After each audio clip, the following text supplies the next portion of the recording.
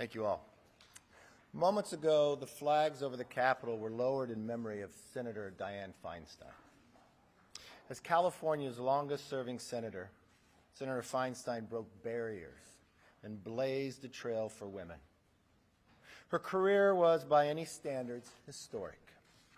Speaking personally, I worked with the senator for quite some time, together on many different bills, but the one that I think stands out was our water legislation. It was historic. It was the first time in California history in more than 25 years that we were able to pass water. It was the WIN Act.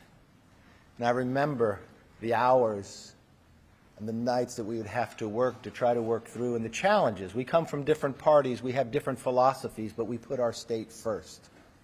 At the same time, Barbara Boxer opposed it. It was one of the last votes of the Senate. It had more than 70 votes at the time. And I believe at the end of the day, the trailblazing of the first woman elected mayor, even coming from a different party, inspired women from both sides of the aisle to seek elected office and to have their voices heard. My deepest condolences to her family, her colleagues, and to her staff. Last night, the House did something none of you sitting here thought we can do. The number of questions I could take from the number of weeks about doing appropriation bills. I told you, don't give up on us, because we're not giving up on the American people. We passed 3 appropriation bills: defense, state, and foreign ops, and homeland security. My biggest question is, I don't understand why the Democrats voted against funding the government. In all, we have 4 appropriation bills done. There's 12 overall to get done. It's the discretionary spending every year that government is supposed to do. We have now in the House passed more than 70% of the discretionary spending on appropriations. Need I remind you, how much has the Senate passed? 0. Not one appropriation bill has passed the Senate. We've done what many have said was impossible. When I became Speaker, I said we're going to change Washington. And we did that by keeping our commitment to restoring regular order. Bills that passed committee in June and July have been open for amendments for months. Struggled with a number of members who wouldn't allow it to come up, but I never gave up. 440 amendments were considered on the floor this week. And for those who are historians, we are the first Republican majority to pass the State and Foreign Ops bill through regular order since 2006.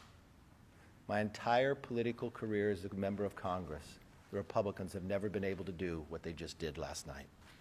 As we continue to get conservative wins and return to regular order, we actually need a stopgap measure to allow the House to continue to finish its work, to make sure our military gets paid, to make sure our border agents get paid as we finish the job that we're supposed to do. Another reason for the stopgap is to address President Biden's historic failure on the southern border. This is how bad things have gotten under President Biden's watch. In 5 days, there's been more than 50,000 illegal border crossings. Put that in perspective, in just 5 days. That's more than twice as much as the average for the entire month in the last administration. A wide open policy hurts America. We've heard it from Democrat leaders across the country. But despite the chaos, the president still won't go to the border, setting new records every day. Fentanyl at an all-time high, killing Americans, and he refuses to go to the border. He's been one time in 50 years. One time in 50 years. He's had more dinners with Hunter Biden's foreign business partners than he has going to the border. Think about that for 1 minute. Something he said he's never done. He's done more than he's ever been to the border in 50 years as an elected official. He was less than 200 miles from the border this week in Arizona. Less than 200 miles. And he couldn't even stop by for an 87-second photo op. really makes you believe that President Biden is deliberately letting this happen and trying to continue to ignore it. If Biden won't visit the border, why won't he at least listen to the Democratic leaders that are elected across this nation? Mayors of New York City say Biden's border policy will literally destroy the city of New York. Governor of New York says illegal immigrants should go somewhere else. The governor of Massachusetts declared a state of emergency. Mayor of El Paso says the city is at a breaking point. Mayor of Eagle Pass, Texas, says President Biden has abandoned them. Not one of these individuals is a Republican. Why does President Biden and congressional Democrats continue to ignore the border and ignore their own leaders? That is why I'm putting on the floor a stopgap measure that will fund the government and secure the border. No longer can the president ignore a problem he created that kills Americans every single day, destroys some of our greatest cities, and puts states in a state of emergency. Every member will have to go on record of where they stand. Are they willing to secure the border, or do they side with President Biden on an open border and vote against a measure to keep government open? House Republicans are working through an impeachment inquiry to hold this administration accountable. Yesterday, we heard from expert witnesses who said that there is enough evidence for an impeachment inquiry. Jonathan Turley, he said, and I quote, "I do believe that the House passed the threshold for an impeachment inquiry into the conduct of Joe Biden." Bruce Dubunski, the forensic accountant, "As a fraud investigator, when I see smoke, I immediately look for the fire. Why were members of the Biden family and close business associates receiving millions of dollars of payments from foreign entities and individuals?" Republicans have been uncovering the Biden family culture of corruption, and we will follow the facts wherever they lead. Again, remember, as the president ran for office, he told us he's never talked to his son about any of the business. We now know that's a lie. Not only did he make phone calls in, he had meetings. There were benefits for those dinners. A new Porsche, more than $3 million from a Russian oligarch, travels to 9 family members. As Chairman Comer announced, we are moving forward with subpoenas for Hunter and James Biden's personal and business bank records. The American people deserve to know the truth, and that's exactly what we're doing. This is not impeachment. This empowers the House to get the facts, to answer the questions the American people were wondering. With that, I'd like to turn it over to our chairman, Mr. Mark Green. Thank you, sir. I, too, want to extend my condolences to the Feinstein family. Our prayers, my wife and I, Cammie, and our prayers are with you. Speaker McCarthy, thank you for your leadership, for shining a light on what's going on at the border. I know last fall we made a trip down to the border and took a look. It's far worse now than it was then. Just last week in Eagle Pass, every single Border Patrol agent was off the border processing the mass waves of people at the Eagle Pass crossing site. Meaning the entire border was unsecure. It is a tragedy what's happening, and I am deeply appreciative of the Speaker shining a light on it and, adding this to the CR that's going to be voted on later today. And I really want to take a second, though, and take a little victory lap, too, just like the Speaker did. Yesterday, we passed Homeland Approach with every single Republican voting for it and 2 Democrats voting for it. That was pretty cool. We're moving the needle on this. The speaker talked about, the mayors and the folks that are out there talking about the impact, the human cost impact, the financial cost impact in New York and Massachusetts. But we had Democrats on my committee this week admit that there was a humanitarian crisis at the border, that the cartels are in control of the border. Go listen to them. Yet President Biden and Secretary Mayorkas do nothing. And so, the Speaker's leadership, we're going to put this on the CR. And look, there's a return on investment here that's pretty simple.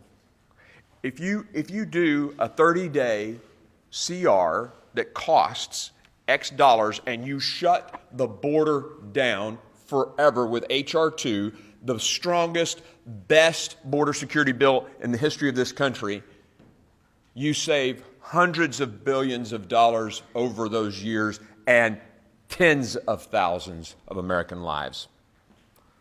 It's a no-brainer. So I appreciate the Speaker's leadership on this. And I will say I'm going to be followed now by a fantastic member, Republican member, Monica Dela Cruz. Thank you, Congressman, and thank you, Mr. Speaker, and my fellow colleagues. My name is Monica Dela Cruz, and I have the honor of representing Deep South Texas, the Rio Grande Valley, here in the People's House. Joe Biden's reckless policies have left our border wide open. And I can't even use the word border anymore because under Joe Biden, the word border does not exist. It is fully open. Just to give you an idea, in 2017, we had fewer than 25,000 border crossings per month. Right now, under the leadership of Joe Biden, we had 30,000 illegal border crossings in just 3 days. Do the math, 30,000 in just 3 days. This is not only affecting our local communities, but it is affecting communities all the way up to New York City. And we're going to hear from my fellow colleague about this. It's not just about the illegal immigration. It is about the drugs that are coming through our borders. I'm a mother of 2 children, and I worry every single day about what's coming across our border. In Nueces County, in the last year, they confiscated 2.5 gallons of fentanyl. 2.5 gallons. Think about that. 2 jugs of milk, 2 to 3 jugs of milk. That's enough to kill 2.5 times the population of Houston, Texas. And that's just what we've confiscated. There will be families sitting around the Thanksgiving table with a chair that's empty, missing a child, missing a husband, missing a parent because of Joe Biden's reckless policies. Under the Speaker's leadership, we made a commitment to America. And the Speaker and my colleagues and I have kept that commitment to America.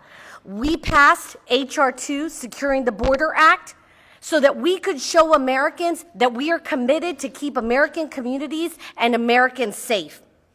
With that being said, Chuck Schumer and President Biden have done nothing. Absolutely nothing. In fact, Mayorkas came to the RGV sector just recently when we had thousands of people crossing in Eagle Pass, Texas, just a couple of hours away. 7,500 people crossing in 2 days with a population of Eagle Pass, Texas that was only 28,000. Think about that. It is incredible. I introduced legislation this week to get our Border Patrol agents paid. God forbid we have a shutdown.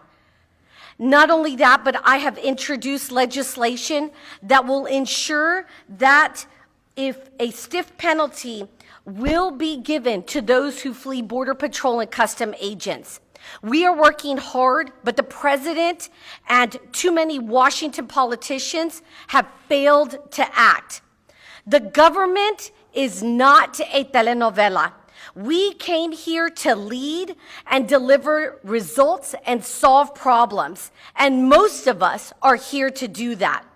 So today, will we vote to shut down the federal government, or will we vote to shut down the border? The choice will be made in just a couple of hours.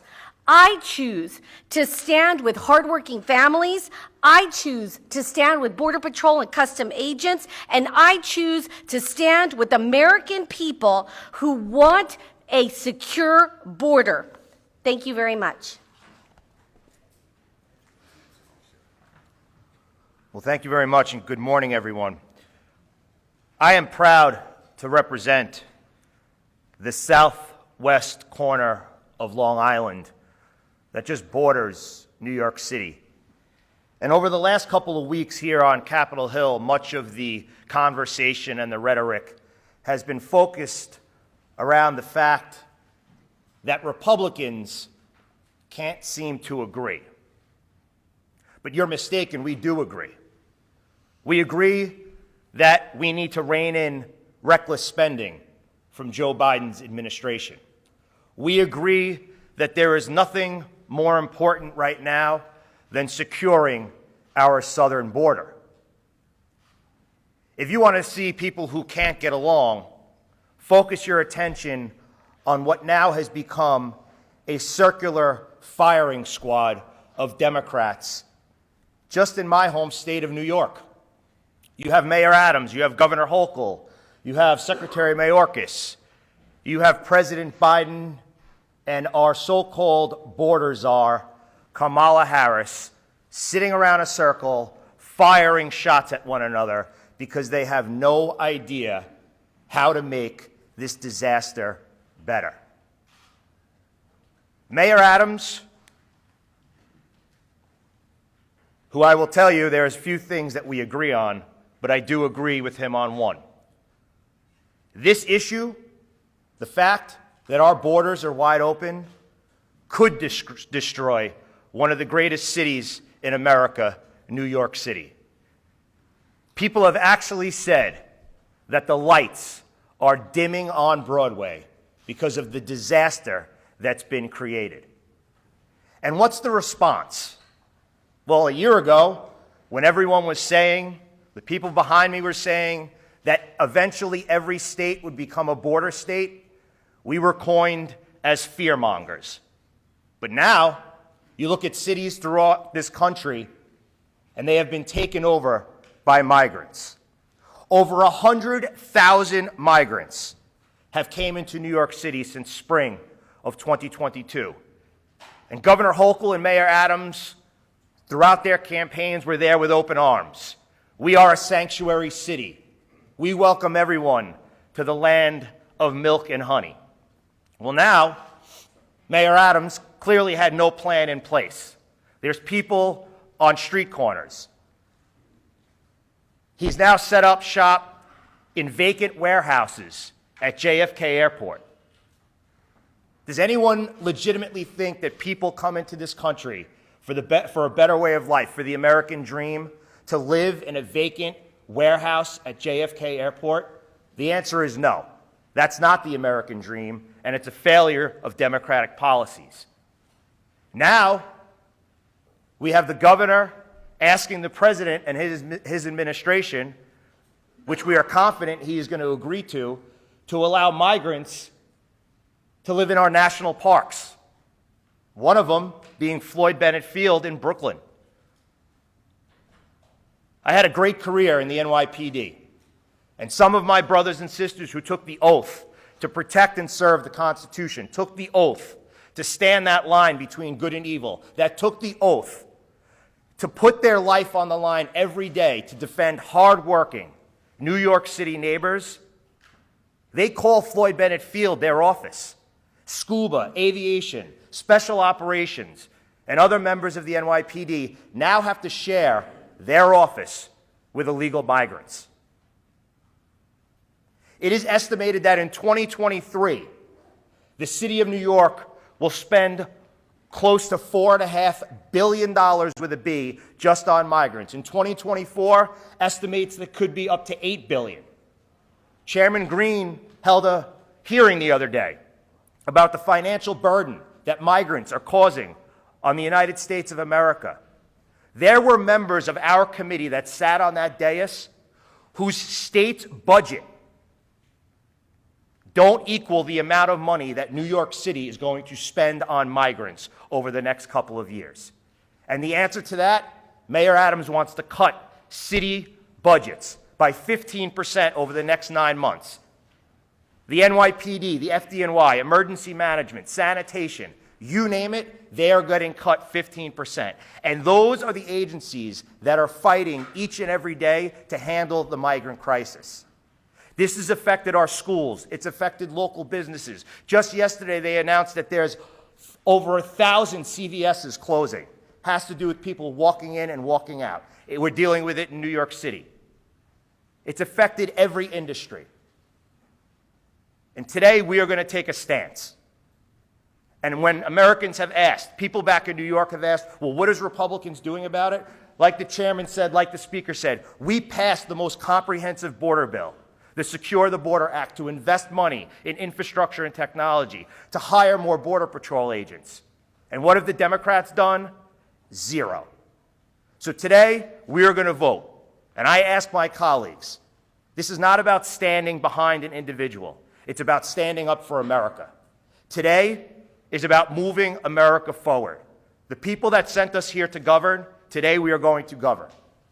And I hope many of my colleagues will join in continuing to make sure that our government remains open and, most importantly, securing our border for generations to come.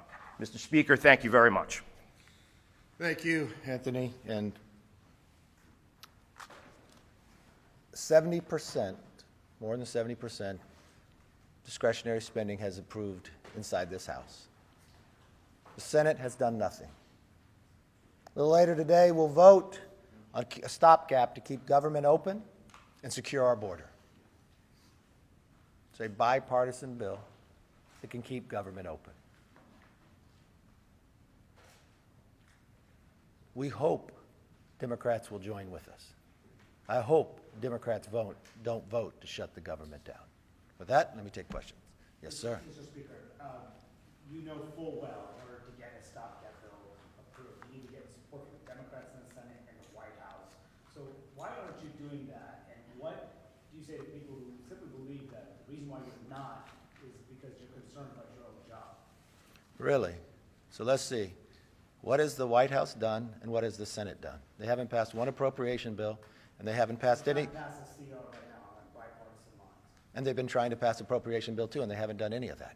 We have an opportunity here that if the White House won't listen to the governor of Massachusetts, the governor of New York, the mayor of New York, the mayor of El Paso, we will. So what's interesting here is you want to take a side of people that haven't done anything, but you have a body here that continues. So when the Senate was concerned about the price of oil now at $100, what have they done about that? Nothing.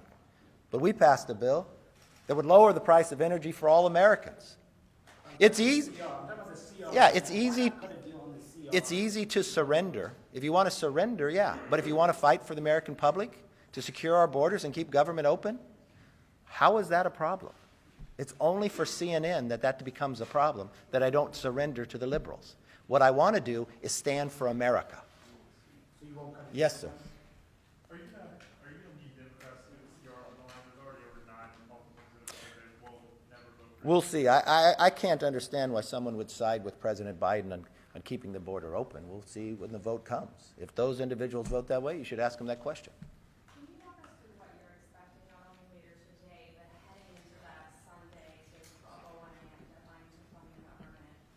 You know, you do need to get a decision through the Senate and get it signed in order to avoid a funding lapse. So what are you expecting? What is your... You know what's interesting? And I don't know. I don't have a degree in journalism. But if I phrase back the questions you asked me last week, you would ask me, well, what do you expect to do when all your appropriation bills fail? Why do you assume when the Senate has done nothing and the House continues the act that I should do what the Senate does? Why, if we are a separate body that represents America, why can't we stand for America?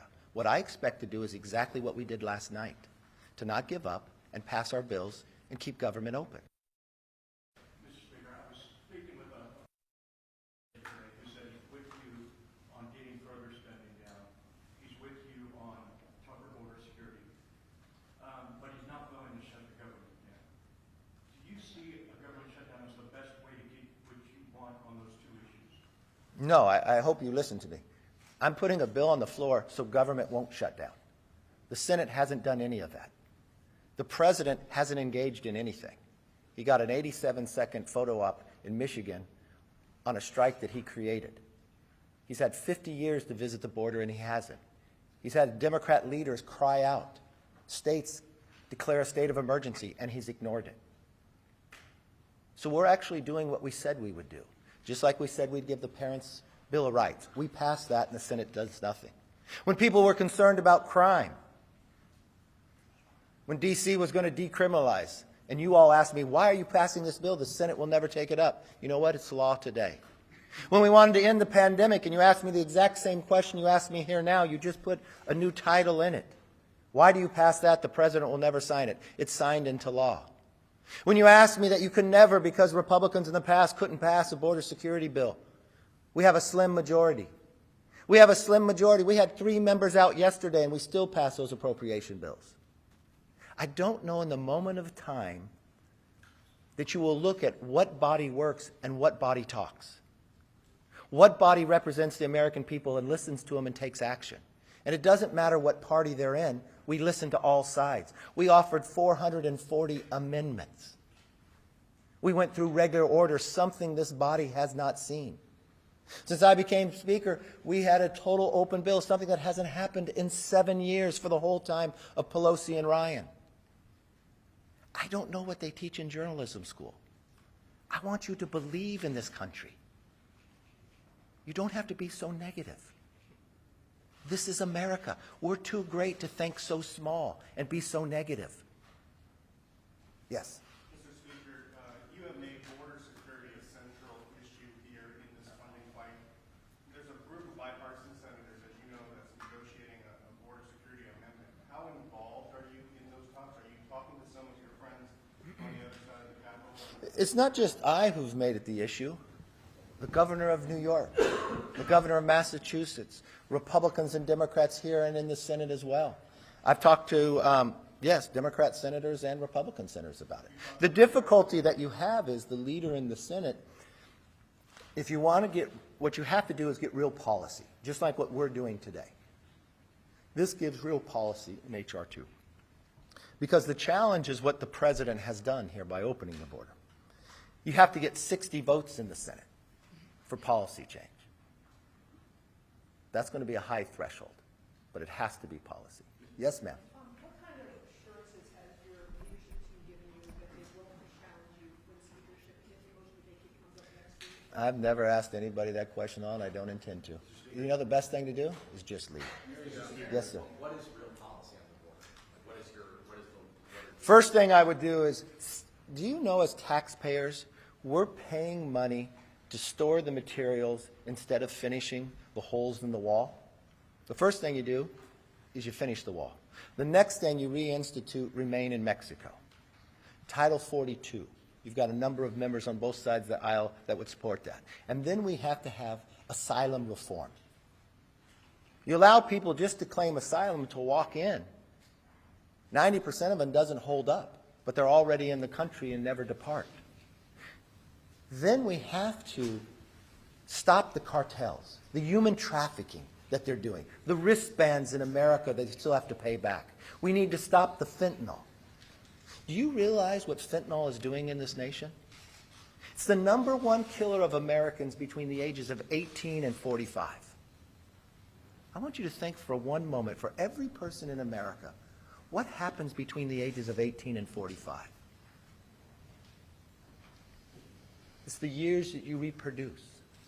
It's your most productive years in business. It is the age of those who are willing to serve to defend our freedom. That's what it's attacking. It starts in China and comes through the border. It kills 3 600 Americans a day. What would you report if an airliner crashed today? Because that'd be about the same number. But what if the plane crashed again tomorrow, and the next day, and the next day, and the next day? Would you sit here and ask me the question, why don't I surrender and just go with the Senate and ignore the problem? Is that the question you would ask?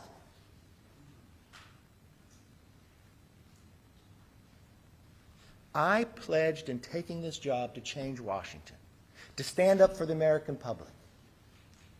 And that's exactly what we're doing. But if you want to take the easy way out, if you want to just assume the status quo, if you believe allowing that to continue is the best place for the country, then I guess I'm not your speaker. But as long as I'm here, that's what I'll fight for. Mr. Speaker. Yes, ma'am. You're trying to sneak in two questions. One, why should this CR be an exception to the 72-hour rule? And then two, when you talk about the shutdown effects, your plans for your office, are you planning to ask that your salary be put on hold? And what is the effect on your district? Perfect. Well, first of all, we don't waive the 72-hour rule. This CR has been out there for more than a week. We've talked about this for a number of weeks. We added a bipartisan provision in it, something that I've been talking about for quite some time, and I thank the members throughout, a debt commission. We can no longer ignore this problem. After the debt ceiling, when I came back, I said we needed this. Members on both sides of the aisle have been working towards this, and we added that into the stopgap funding bill. Of course, I would not take my salary, but the number one thing I want here is for government not to shut down. I do not want our military not to be paid, our border agents not to be paid. Why should they be punished because the president ignores the problems? They should not. So what we're doing is putting on the floor. So I want you to ask the question of anybody who votes no on it, why do they believe those in the military not to be paid? Yes, sir. Mr. Speaker, would you say that today's House CR vote is House's last chance to avoid a shutdown? You have watched me time and again. Have you ever known me to quit after one time if it doesn't succeed? I don't stop. I love that you come back every time and you ask the same style questions. There is going to be a moment in time that you're going to believe in us. There's going to be a moment in time that you're going to write, we're actually going to pass it. You know, every time I come here, on Monday you say, you're never going to get this done. What are you going to do? This is what I believe. I believe in this country. I believe in the philosophy of representing the individual. I believe keeping government open is the right thing to do. I believe securing the border is the right thing to do. I believe this bill will bring us more freedom and make the nation stronger. So I'm not going to be angry about it, even based upon the questions you ask. And you know what? Just as I'm not going to give up on the American people, I'm not going to give up on you. I'm not. One day you're going to be happy. One day you're going to enjoy your work. And one day you're going to believe we can solve our problems. Thank you. Have a good day.